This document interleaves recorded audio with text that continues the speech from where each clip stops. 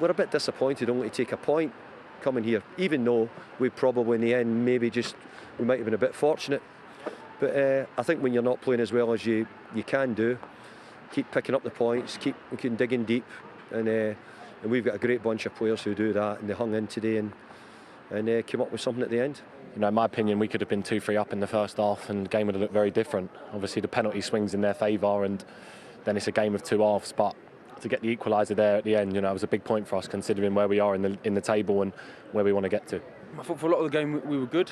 Created a lot of chances and got ourselves ahead, obviously, for the majority of the game. And then that last minute again, you know, it's happened a few times this season and it's something, you know, we really need to cut out. How painful is it that it's another corner? Very. We need to be more ruthless. There's no doubt. You know, we would make the changes at the end of the game to that extra height in the box and everything to deal with it is there. But you have to be more ruthless, and that was unfortunately missing.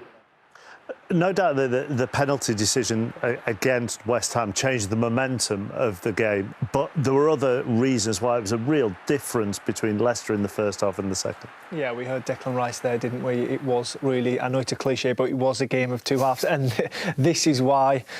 In the first half, it was like Leicester's defence was really high with their possession, with a lack of forward runners from their front players.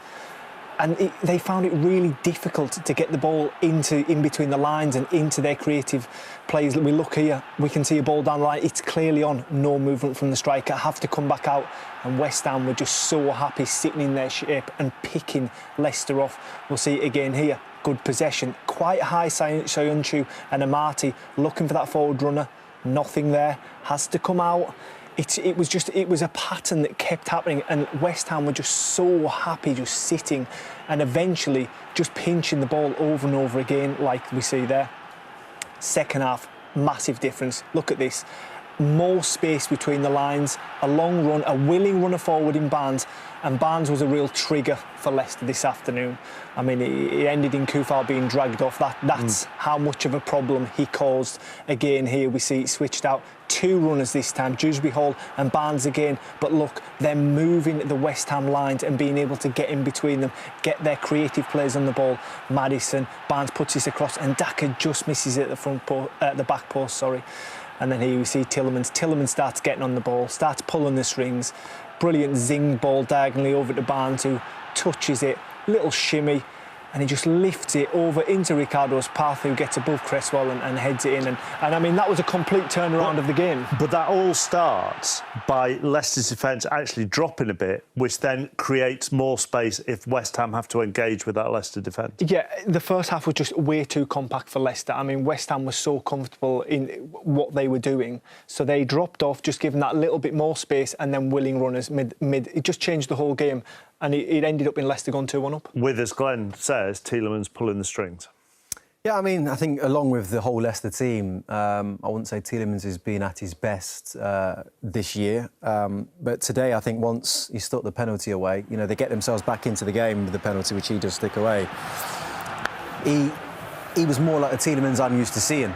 Hitting passes like this, you know, as Glenn mentioned, this left-hand side became, you know, a portal, a place to go for a midfield player where you knew he was going to get some success, and he used it on more than one occasion.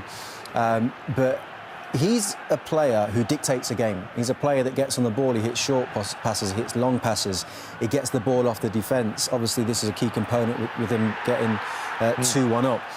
But everything that he brings to the table it's almost like a complete midfield player. He'll have shots from distance, he'll win the ball and drive from midfield. And that's what he did in the second half, which he didn't have in the first half. And you know, I think Glenn's point is valid with regards to they didn't move West Ham round anywhere near enough. But he'll be delighted to see his best player really back to you know, the way that he's used to playing. And that today illustrates it perfectly. The first half, you know, from 28 passes to 39, he only gave one pass away in the second half, and that just tells you just how well he played. We've had plenty of, what would you say, discussion about the equalising goal? I don't know if is it discussion or not. No, I think at times it's been a full... It's just a disagreement. Yeah, at times it's been a full-blown argument, I think, over the course of the day. Leicester actually didn't really mention this in their post-match interviews, but you think this should have been disallowed? I think it's handball. I'm struggling to figure out what's going on here with the game, if I'm totally honest with you.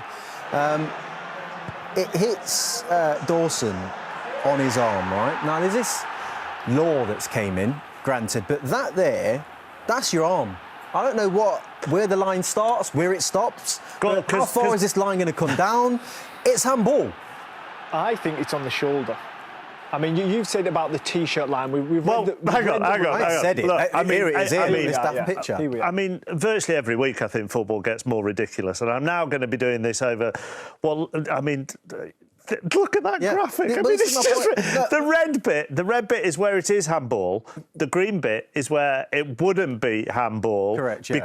Because it's down to the T-shirt Granted. line. So what they've done is they've managed to create themselves another grey area with handball, because if the ball hits you on the line between the arm that's in red and the green part, what's that? Well, it's the same as the goal line technology. The whole ball's got to be over the line, so it's all got to be... The thing is, that's not actually a rule. That's not in the rule book at all. It's just about interpretation. That's all it is down to. The ref looks at it and goes, well, a little bit's below the line, a little bit's above it, so what do you want to do? OK, we'll just say it's not a goal. But this is what it gives us, isn't it? It just gives us more debate. I mean, who's right, who's wrong? The law doesn't state what's correct and what isn't correct, really. I mean, we've got a line and a red and a green arm, and it's like, well... Yeah. What is the ruling? A green arm. A green arm, a red. I mean, it just gets more and more ridiculous. And people tell me that the NFL's complicated at times. Super Bowl on the way, by the way. Next, bottom of the